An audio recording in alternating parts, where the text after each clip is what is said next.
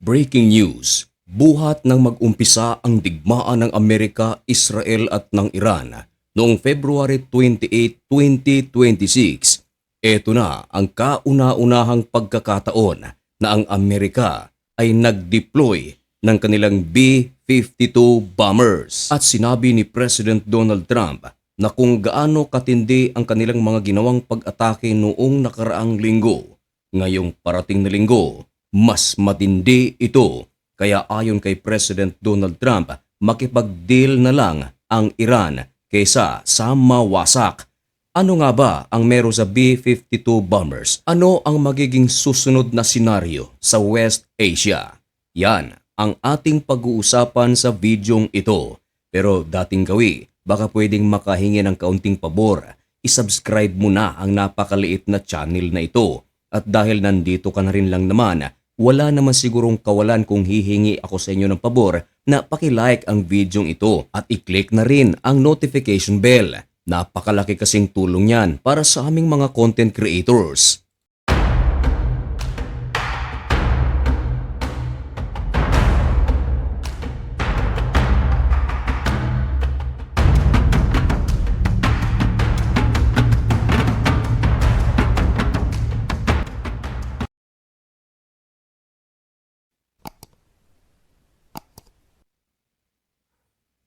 Maligayang pagbabalik mga kaibigan.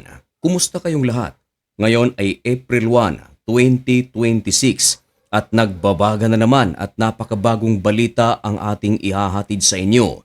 Ito ay may kinalaman pa rin sa paigting at palawak na digmaan sa pagitan ng Amerika, Israel at ng Iran. Tama ang inyong narinig mga kaibigan sa ating intro na sa kauna-unahang pagkakataon mula noong February 28, 2026 nang mag-umpisang magsagawa ng joint strike ang Amerika at Israel sa Iran, ito ang kauna-unahang pagkakataon na ang Amerika ay nag-deploy ng kanilang tinatawag na B-52 bombers. Ano nga ba ang meron sa bomber na ito? Ito mga kaibigan ay nagsimula pa noong 1955 hanggang sa kasalukuyan.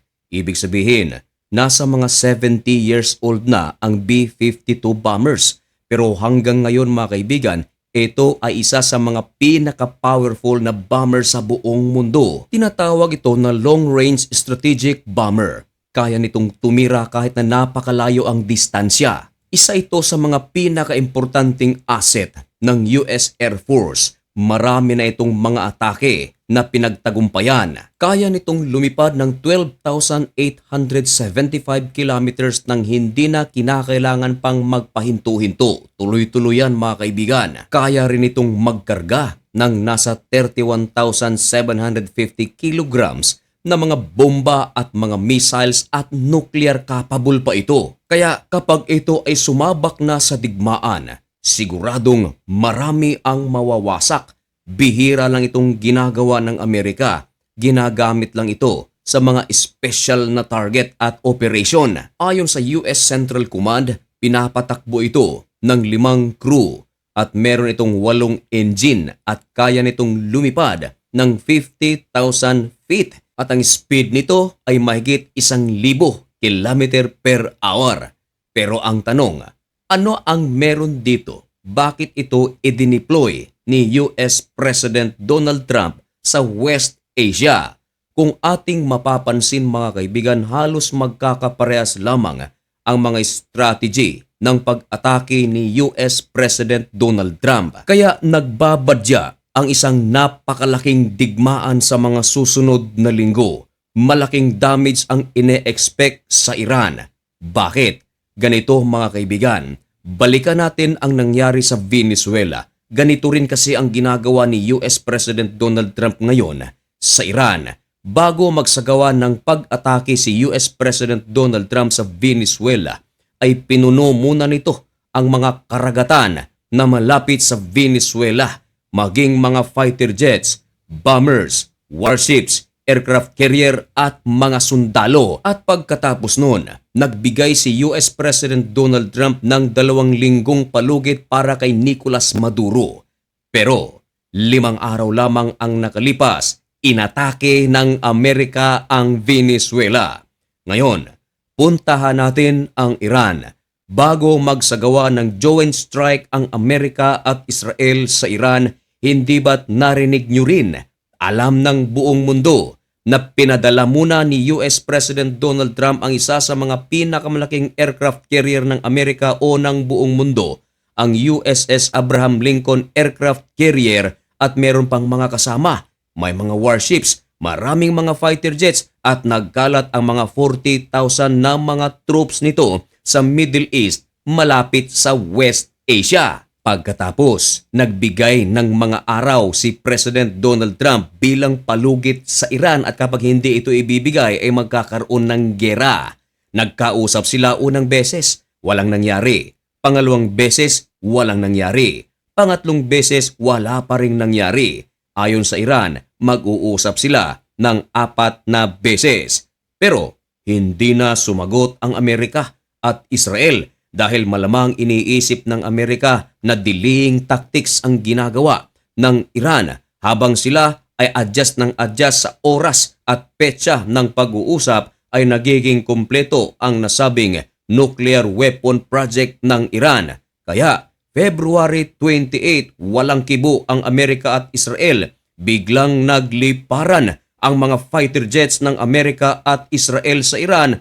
Wasak ang maraming military base ng Iran at kalaunan naibalita na ang kanilang supreme leader na si Ayatollah Ali Khamenei at 48 na mga commanders ay nasawi. Ngayon, nagbigay na naman si US President Donald Trump ng ultimatum. Ayan na naman, nagbibigay na naman ng mga araw, palugit. Pero hindi naman sinusunod. Una mga kaibigan, nagbigay si US President Donald Trump ng ultimatum sa Iran na kinakailangang buksan itong Strait of Hormuz sa loob ng 48 hours at kapag hindi ito gagawin ay aatakehin ng Amerika ang mga power plants ng Iran. Hanggang sa binago ito ni US President Donald Trump ginawang 5. Hanggang sa binago pa rin ito ginawang 10 araw. At hindi pa natatapos mga kaibigan ang 10 araw at idineploy na itong B-52 bombers. Marami ang mga nagsasabi na dahil sa pag-deploy na ito, baka hindi na naman tapusin ni US President Donald Trump ang kanyang ultimatum at bigla na namang aatake sa Iran. Lalong-lalo na mga kaibigan na naglabas ng pahayag si President Donald Trump na sa parating na linggo na kung gaano kalaki ang kanilang mga ginagawang airstrike sa Iran ay mas titindi pa ito sa darating na linggo. Marahil, inihahanda ng Amerika ang tinatawag na B-52 bombers. At hindi lang yan mga kaibigan. Ayon sa ulat ng NDTV, pinakalat ngayon ang 57,000 US troops malapit mga kaibigan sa West Asia, sa Middle East. Dahil nga ito sa pataas na tensyon ng Amerika, Israel at ng Iran, nagbabadya pa ang tinatawag na ground operation ng Amerika sa Iran. At sinagot naman ito ng Iran ayon sa pamunuan ng IRGC na kapag magsagawa ng ground operation ang Amerika sa Iran ay ipapakain daw lahat ng mga sundalo ng Amerika sa mga pating sa Strait of Hormuz. Pero mga kaibigan, hindi rin naman siguro obob ang United States of America na basta na lang ipapasok ang kanilang mga sundalo sa loob ng Iran nang walang air support. E di naubo sila. Alam naman natin na ang Iran mga kaibigan ay hindi pipitsuging bansa. May kalakasan din ito. Marami silang mga drones, mga missiles, ballistic missiles. E di naubos ang puwersa ng Amerika. Marami ang naniniwala na habang ipinapasok ng Amerika ang kanilang troops sa loob ng lupain mismo ng Iran, nariyan naman nakapwesto ang B-52 bombers at iba pang mga fighter jets. Nako, pagulo ng pagulo ang sitwasyon sa West Asia. Sana nga mga kaibigan ay matapos na ito. Magkasundo na lang sana ang magkabilang panig. Ganun pa man, hindi natin alam kung ano ang mga tumatakbo sa mga utak ng mga leaders ng mga bansang ito. Atin lamang ipanalangin na ang ating mga OFWs na nasa Middle East, sa Israel at sa iba't ibang bahagi ng mundo Sana nasa maayos ang kanilang kalagayan.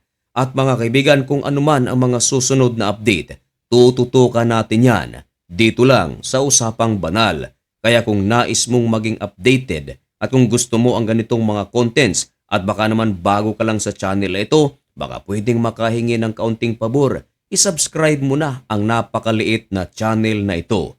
Hanggang dito na lamang muna ang video ito. May God bless you and thank you so much for watching. Goodbye!